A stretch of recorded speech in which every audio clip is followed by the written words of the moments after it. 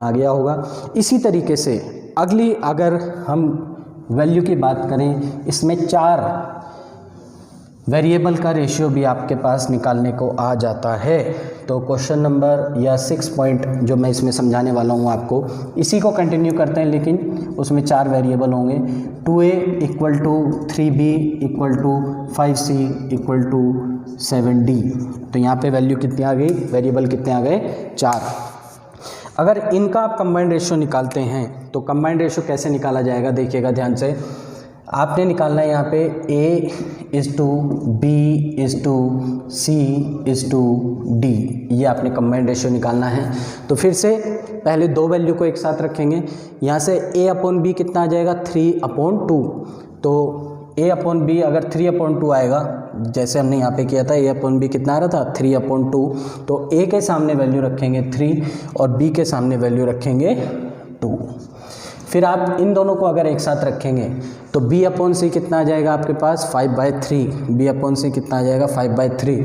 तो b के सामने वाला प्लेस तो कवर है, तो यहाँ पे हम रखेंगे 5 और यहाँ पे रखेंगे 3। फिर आप इन लास्ट वाली 2 वैल्यू को एक साथ रखेंगे तो आपके पास क्या आना चाहिए, 5c = 7d। क्लियर। तो c/d = 7/5 होगा।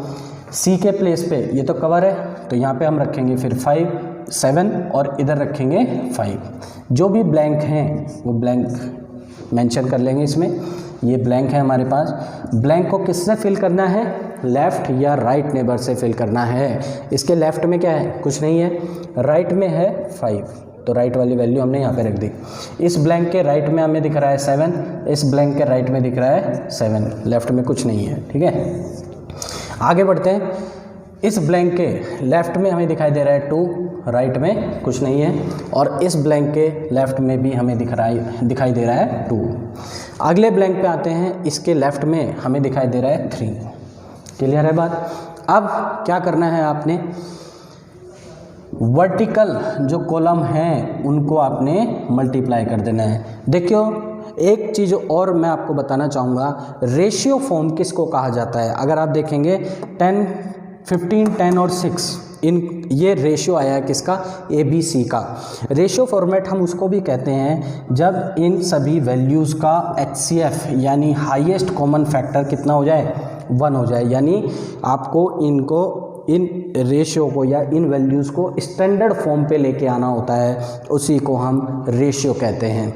अब कोई भी चीज़ स्टैंडर्ड फॉर्म पे कब आएगी, वो तब आएगी कि फाइनली वो वैल्यू सिर्फ और सिर्फ किससे डिवाइड हो रही हो, 1 से डिवाइड हो रही हो, यानी उनका हाईएस्ट कॉमन फैक्टर सिर्फ 1 हो। यानी 1 से बड़ा अगर कोई भी फैक्टर है उनके बीच में तो वो रेशियो फॉर्म पे नहीं है, ध्यान रखिएगा।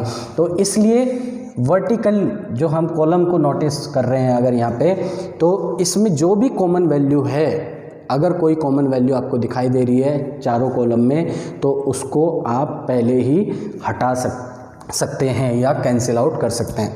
आप देख रहे हैं यहाँ पे 3 है सेकंड कॉलम में, लेकिन कहीं भी 3 नहीं है। थर्ड कॉलम में 3 है, फोर्थ कॉलम में 3 है। अगर सेकंड कॉलम में भी 3 होता तो हम 3 को कैंसिल आउट कर लेते हैं।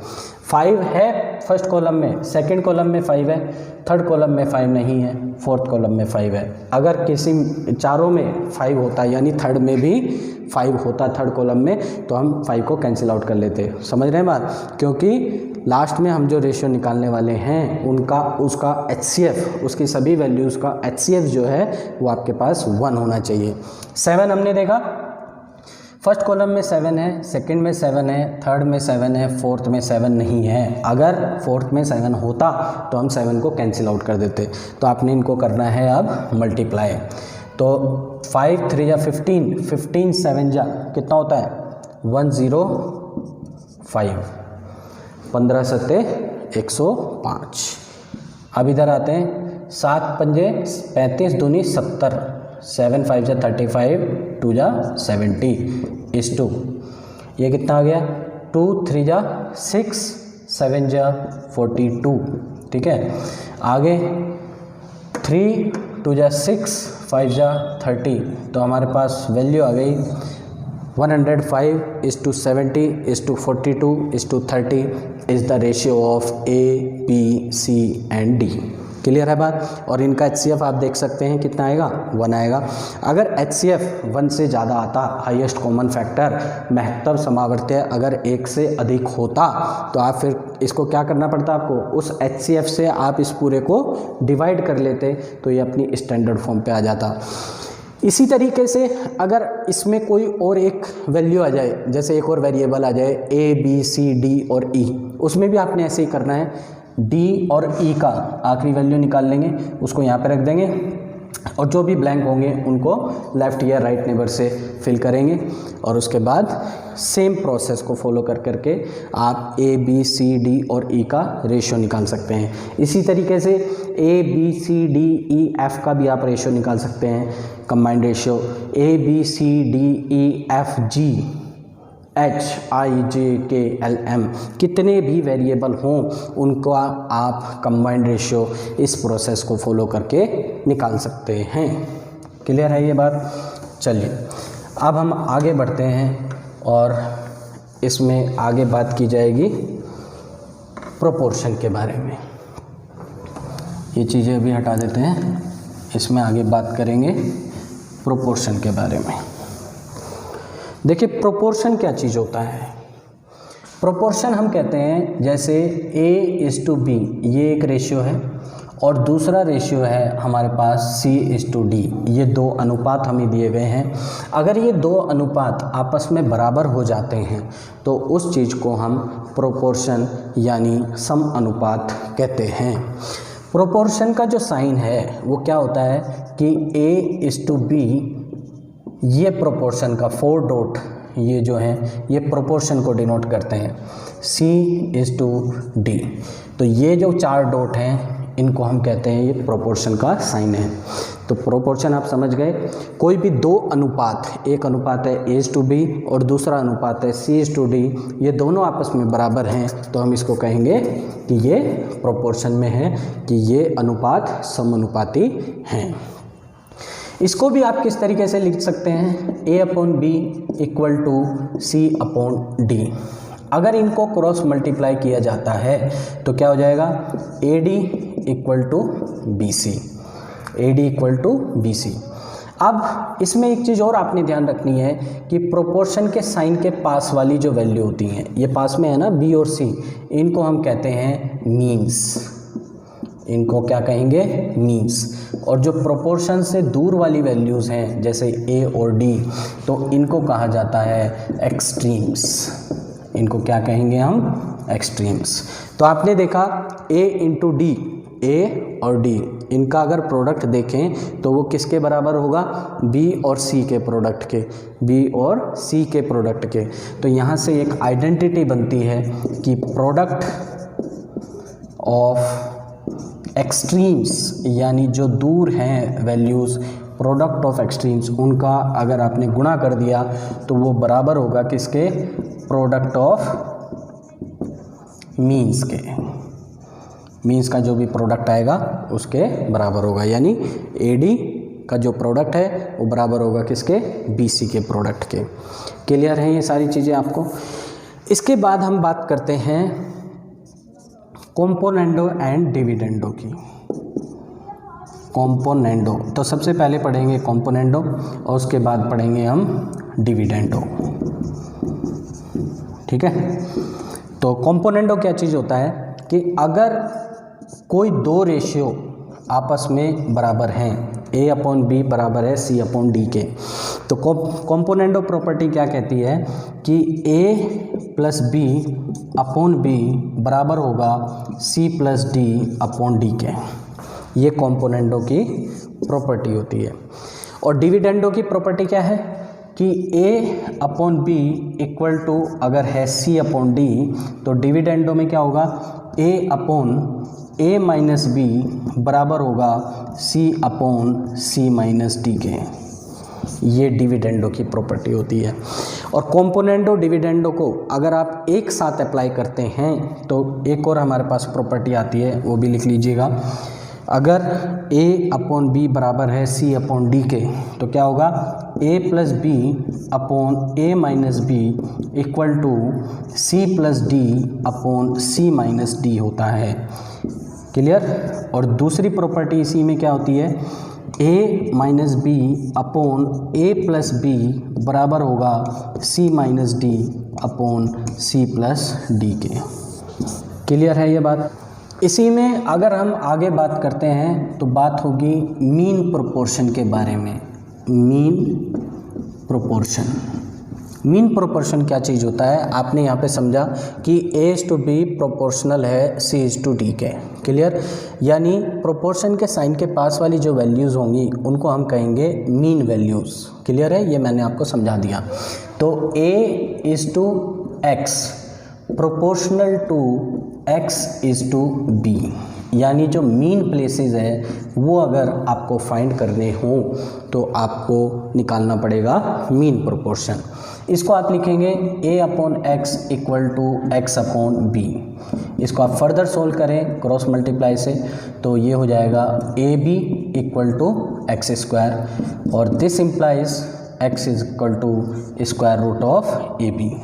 यानी जब भी आपको कोई दो वैल्यूज़ दी गई होंगी और उनका मीन प्रोपोर्शन आपको फाइंड करना होगा तो आप क्या करेंगे, उन दोनों वैल्यूज़ का प्रोडक्ट का स्क्वायर रूट आप कर देंगे तो आपके पास मीन प्रोपोर्शन आ जाएगा।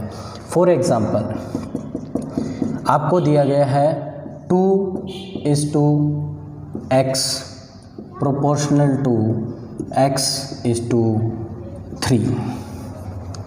ये आपको यहाँ पे x मीन प्रोपोर्शन निकालना है, या डायरेक्टली आपके पास क्वेश्चन आएगा कि find mean proportion of 2 and 3। 2 और 3 का मीन प्रोपोर्शन आप निकालिए। तो आप समझ गए कि आपने उसको इस फॉर्म पे लिख लेना है, या आप डायरेक्टली कर सकते हैं x equal to square root of 2 into 3 that is square root of 6। तो mean proportion of 2 and 3 is square root of 6। आप ऐसा इसको लिख सकते हैं। चलिए दूसरी आगे हम बात करते हैं थर्ड प्रोपोर्शन के बारे में। थर्ड प्रोपोर्शन क्या चीज़ होता है, थर्ड प्रोपोर्शन, इसमें क्या होगा, A/B ये कोई रेशियो होगा प्रोपोर्शनल टू B/X। ये x जो वैल्यू होती है यही कहलाती है थर्ड प्रोपोर्शन।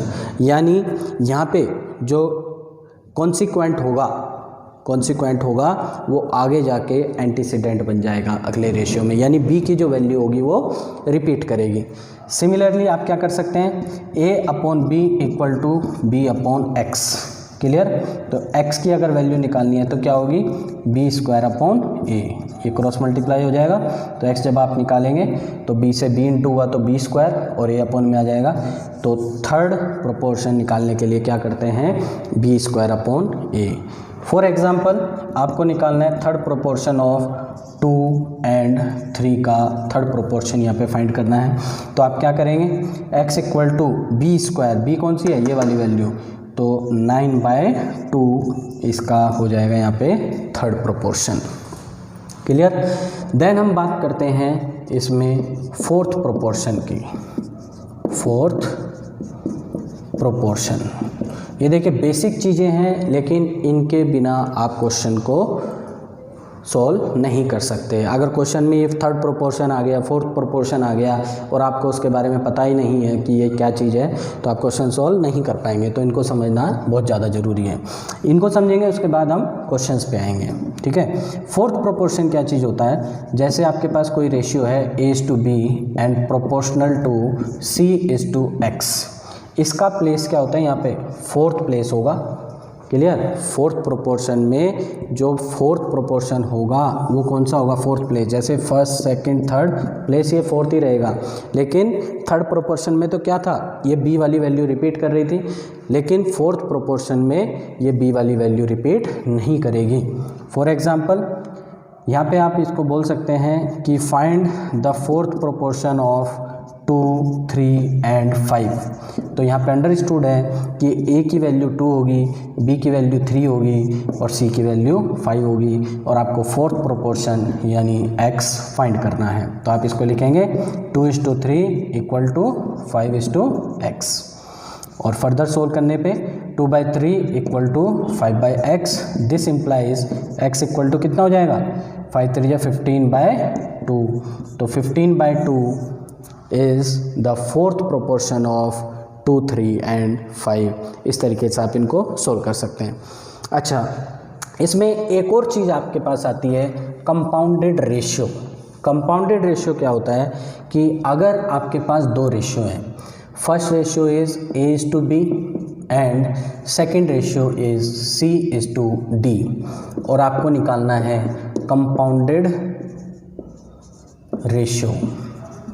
तो कंपाउंडेड रेशियो क्या होगा, AC:BD जो होगा वो आपके पास कंपाउंडेड रेशियो कहलाएगा। तो आपने ध्यान रखना है कंपाउंडेड यानी मल्टीपल फॉर्म पे आ जाता है। AC:BD अगर आप कर देंगे तो आपके पास कंपाउंडेड रेशियो आ जाएगा।